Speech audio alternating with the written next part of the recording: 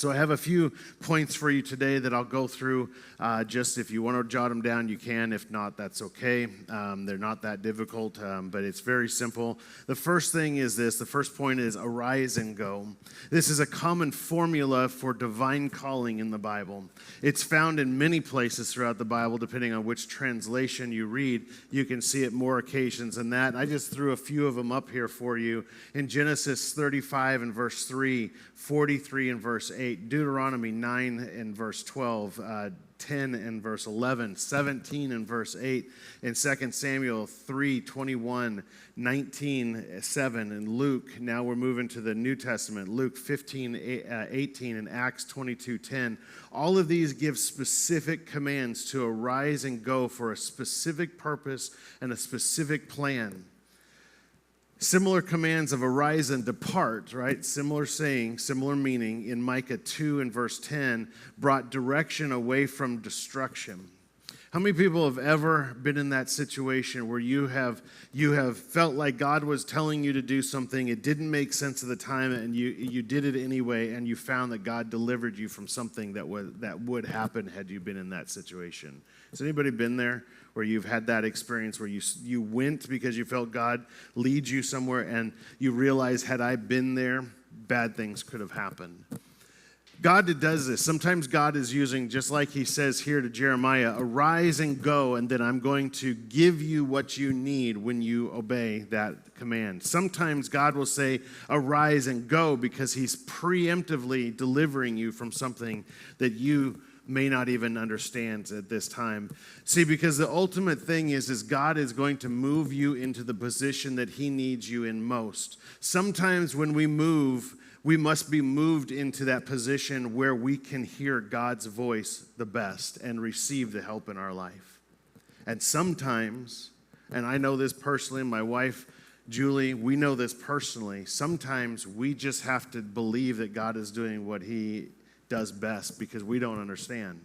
But yet we see God's hand move in those situations. We see God open doors when we put ourselves in the position. We move into that position where God can use us. And sometimes that answer doesn't come for a long period of time. Think about Joseph, as your pastor has been talking about. How many years did Joseph go through these trials and these troubles because his brothers were angry with him? His brothers didn't like him. They wanted to kill him. They wanted to send him off. And so he goes through these years and years and years of trials. He gets accused of things that weren't actually his, things he never did. He gets thrown in jail. He gets thrown in jail again. But yet each time God put him in that position, while it didn't make sense to him at that moment, that he could be used for God's glory and God's purpose when he was elevated to that place that he would ultimately be placed by God. God told him, it just as this case here, is to arise and go. Now, we don't see it the same way in Joseph's time because arise and go wasn't even his arise and go. It was his brother saying, I'm going to kill you, we're going to throw you in a pit, and we're going to get rid of you. That was God's arise and go for Joseph. And Joseph then went off into his life of trials and tribulations so that he could be put into the position, he could be moved into the position where God's voice would be heard and God's help would be placed into his life. But it didn't just help Joseph, did it? It helped his family and his nation. So God tells us to arise and go in those times. Second point I have for you today is this: obedience leads to understanding. As we read here in this passage in Jeremiah, Jeremiah had to choose whether he was going to obey or whether he was going to stay. And that is something that we as Christians, as believers, we have to come to that point. When we hear God's voice speaking to us that says, arise and go, we have to choose. Do we obey or do we stay? How many people like going through the drive-thru to get your food instead of having to go inside to get your food? We're a people of convenience. I think your pastor even said this in one of his messages. If you don't want to do it and you want to just sit there on your couch, you can call DoorDash or Uber Eats, right? And they will bring it to you. You don't have to do anything. We live a life of convenience, a life of ease, a life of simplicity. to the extreme. But yet, there are times in our life where we are told, you must arise and go. And we have to choose. Do we obey God in that time, or do we choose to stay in our own situation, our own comfort, our own ease? Arise and walk is found in the Bible in Genesis 13:17, Matthew 9:5, and Mark 2:9-11. And it offers promise for obedience. If you will arise and walk and arise and go, promises are going to be there if you will obey. God uses others to bring understanding to us. God will use your pastor, he'll use your friends, co-workers, your bosses, officials, and even a potter sitting down at his potter's wheel. Think about this. Put yourself in Jeremiah's time. Jeremiah hears the voice of God and says, arise and go down to the potter's house, and there I will tell you what I need to tell you. Not staying where you're at, but there I will tell you.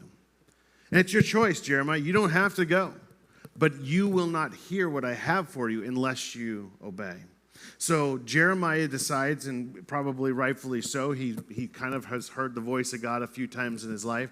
So he decides to arise and go. He went down to the potter's house. And then he was like the ultimate creeper, right?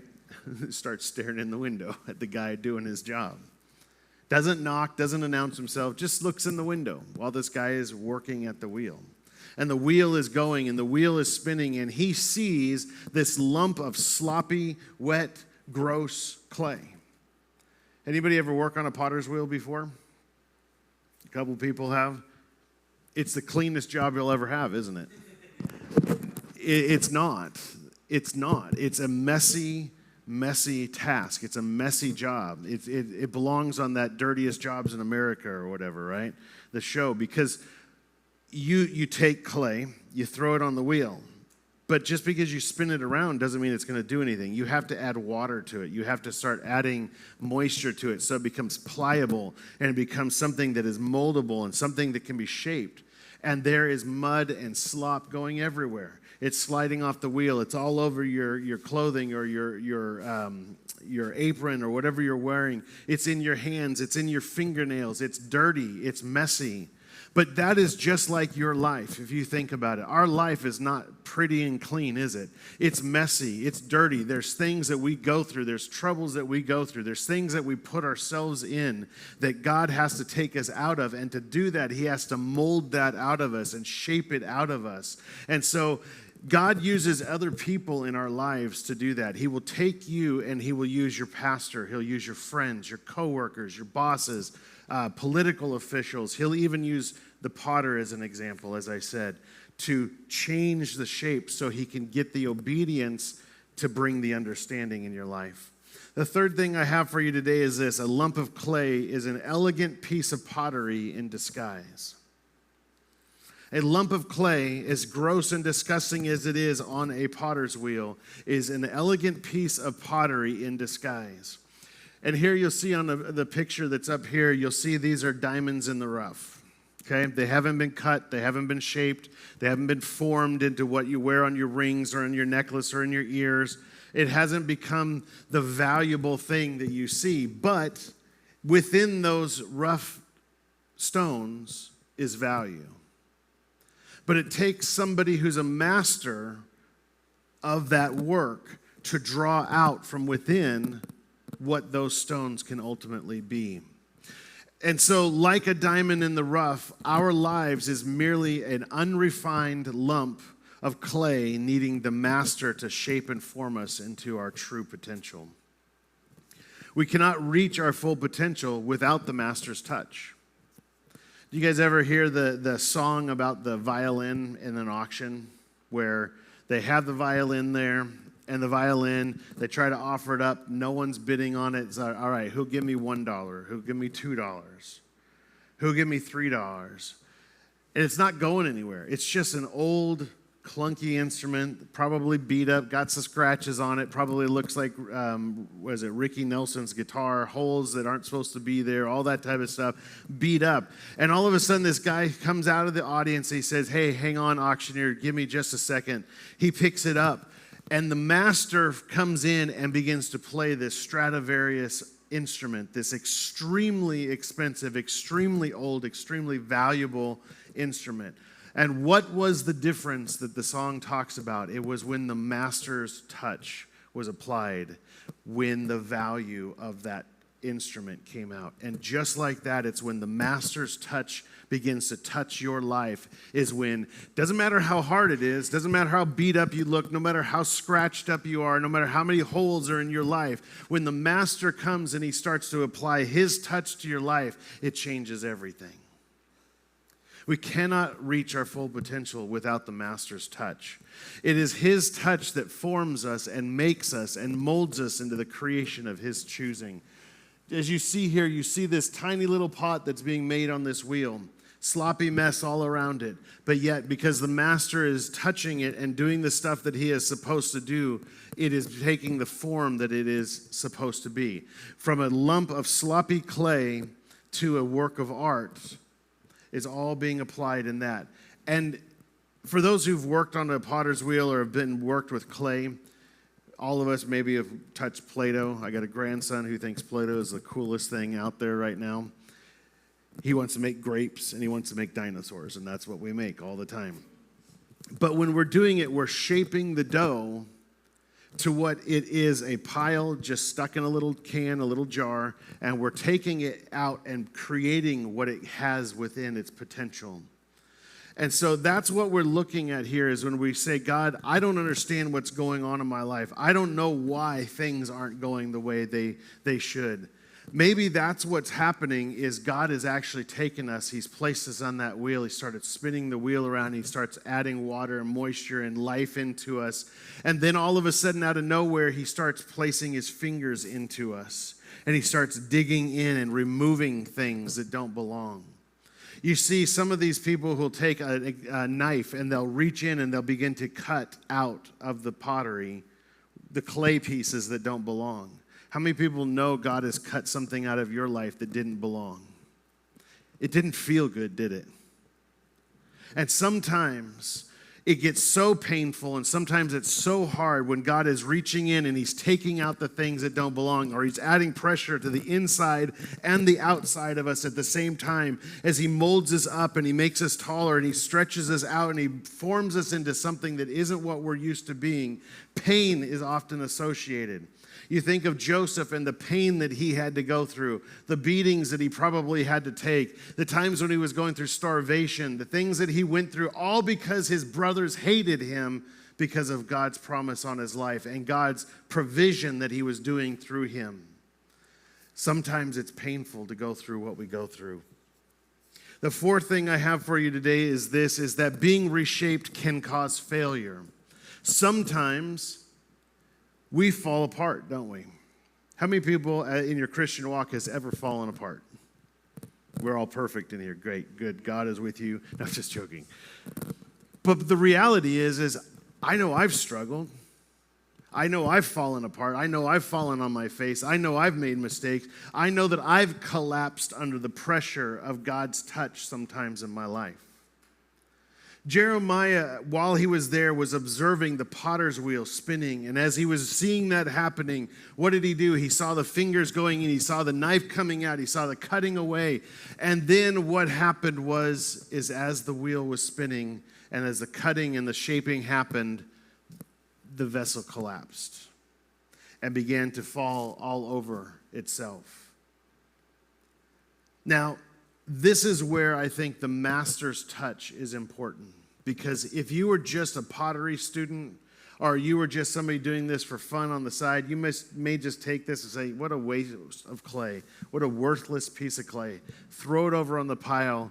It's no good. It has no use. It'll never be what I wanted it to be. So discard it. It has no purpose. It's lost. But we have a master at work in our life. God is using things to put into us and take out of us what we need. The failure could have been for various reasons. The pressure was too much and we collapsed. There could have been a flaw in the clay itself. There could have been an air bubble. There could have been a stone. There could have been something in it that needed to be removed, and it was not seen. But as the pressure was being applied, the flaw was revealed. The clay may not have had the correct moisture or consistency for proper shaping. And I don't know about you, but this is where I go back to what we said earlier. God sometimes has to take us from where we are and move us into a different place for us to discover what it is that we need. And sometimes it's just like that. Sometimes our consistency and our ability to be molded where we are is not where God can use us best. So God will take us from that place and place us in the middle of the wheel where everything seems to be going around us. And it may seem like chaos and all these things. So as he places the water and the clay in and out and molds and shapes, all of these things so that he can get us to where he wants us to be. So sometimes being reshaped into the image that God has for your life, sometimes failures do happen. God will not reject you, though, because as we look at point 5 here, failure does not mean rejection, because we have an almighty God who understands our frailness. He understands our weakness, and he loves us unconditionally. He loves us to the degree that he knows the purpose that he has for our life. And as he does do that, he will then take that. He does not cast you aside. Oh, look at this. Bob failed again. Enough of this. Go throw him on the pile. He's done. The potter did not curse the clay for not being moldable. You stupid pile of clay, how dumb are you? Why didn't you do what I wanted? Why didn't you just become what I told you would become? You don't get cursed by God. The potter did not reject the clay at the expense of another piece of clay. Well, this clay is not what I think it could be, and it will never become what it should be, so I'll just get a better piece of clay. God doesn't reject you for the purpose of finding something better. The potter did gather the same pieces of clay that's scattered in that one picture before and took it all together, pushed it all back into the center, added moisture and clay and the things back into that it needed, and then what did he do? As it said in Jeremiah in that first few verses of chapter 18, it said that he began to remake, or he began to make again that vessel that God, or in this case, the potter, was trying to design out of the clay. The potter added life, the moisture, back into the clay again. The potter began to make and form the clay the way it should have been. And this time, as the clay was being formed, it stayed together. And it became the vessel that potter, the master of that wheel, designed it to be. He saw the vision of what it could look like, even when it was just a lumpy pile of clay. He then took that pottery, and he then took that thing, and before he goes to place it in the fire and to lock in the things that have been designed in it and freeze that into the place where it is now a vessel that can be used by the master, what does he do? He reaches over and he takes his mark, the thing that identifies him, the thing that says, I am the one that made this. No one else can claim this is their work but mine. And so that before the trial of fire comes, the master will take that mark and stamp it into that piece. It's a permanent mark that is there for all of time as that goes there. And then it is then placed in the trial of fire. And when that trial of fire comes, a couple things can happen. One, the pottery will become what it's supposed to be, or it might crack under the pressure of the fire. The only time that the potter can no longer use the pottery is when it fails the test of fire. It falls apart and it cracks and it breaks down, and it then becomes worthless. But see, God doesn't design worthless. God doesn't take out of us things to help us fail. God doesn't put into us the things that we need to watch us fail under fire. But what he does is he places everything we need into us so that when he places his mark on us and we look in the mirror and we can see through the trials and the tribulations and through the fire that we go through, God's mark has been upon us the whole time. We are exactly who he designed us to be, and we become the very thing that he saw in us from the very beginning. Just like Joseph, he was there and he was seeing visions and he was having dreams about what God was going to do and how all of these things were going to submit to him. He had no idea how that was going to look, did he? until he would go through the trials and the tribulations, and he would go through the fire. But when he came out, God's mark was upon him. He was elevated to the second highest place in all of Egypt, and what happened? Nations came and bowed before him, just like God told him it would happen. As we begin to close here, and just before the worship team comes back, I want to read this verse to you. 1 Peter 1, 6 through 8. You rejoice in this. Through now in a short time you have had to struggle in various trials, so that the genuineness of your faith, more valuable than gold, which perishes through refined by fire, may result in the praise, glory, and honor at the revelation of Jesus Christ. You love him, though you have not seen him, and though you have not seen him now, you believe in him, and you rejoice with the inexpressible and the glorious joy. In other words, even though we don't see physically God doing the things that he's doing, we can feel his touch in our life.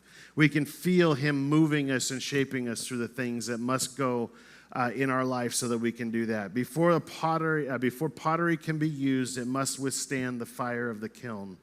If you just take a pot, you form it on the wheel, you stamp your mark in it, and you just set it out, the first or second time you use it, it's going to collapse because it hasn't been tested by fire. Only after it has been tried or tested by fire will it be ready to be put into use as it's designed. If it cracks under the fire, it becomes useless to anyone. Just before the fire comes to the vessel, again, the master will mark that vessel. Just as I believe God has marked you. If you have accepted the Lord Jesus Christ as your Savior today, he has placed a mark upon you that identifies you as his chosen, as his creative handiwork. And that is what God has done to set you apart. And we are a creative expression of God. And sometimes that requires us to move from the place and position that we were to the place and position that God would have us be. God tells Jeremiah that we are like the clay in the hands of the potter. God is the master potter of our life. Only he alone knows what we will become and what we should look like. Unfortunately, we also, in our life, try to give other people the right to be the masters of our life. We allow the world, the peers, and even our family to become the masters of our life and to shape us and mold us. And that is when the design becomes what they see us being, not what God sees us being. We may fail under the pressures of being formed by these people, these things other than God, just like we can fail under the pressure that God puts in our life. But either way, the fire will come. And when the fire comes, who do you want to have their mark on your life? I don't know about you, but I want to see God's mark in my life. I want to see when the trials come and the fire comes to my life, that God's mark is the mark that people see. And when I look in the mirror and I'm struggling and I'm asking God why, I see God's mark reflecting back. I am his handiwork. I am his creation. I am shaped and formed by him. Just as he knew me in my mother's womb, he knows me today and is designing and molding my life for his purpose. If we allow God, the master potter, to shape us, we will have promise and we will have blessing. Just as Jeremiah found out when he arose and he went, as God's command said, arise and go, and then you will see my purpose. Sometimes we must follow in obedience before we see God's purpose in our life. If we fail under the pressure, he will not cast us aside, but he will come and he will help form you again until you become that which he has designed you to be. And worship team, if you'll come now, no matter what and who you give your life to as the master, that potter in your life, they will refine you by fire. At the end of that trial, when your life comes to that point, who do you want to be your maker? Who do you want to have their mark on your life? And I'll go ahead and turn it over to the worship team at this time. God is a good God. God knows what he's doing even when we can't see it. And God understands that sometimes we have to go through a journey of 40 years of trials, just like we saw with Joseph's life and the things that he would have to go through and all the troubles that he would face. Also, God could get him into the position to be used in a mighty way that would change not only his life, but the life of all of those people around him. Amen.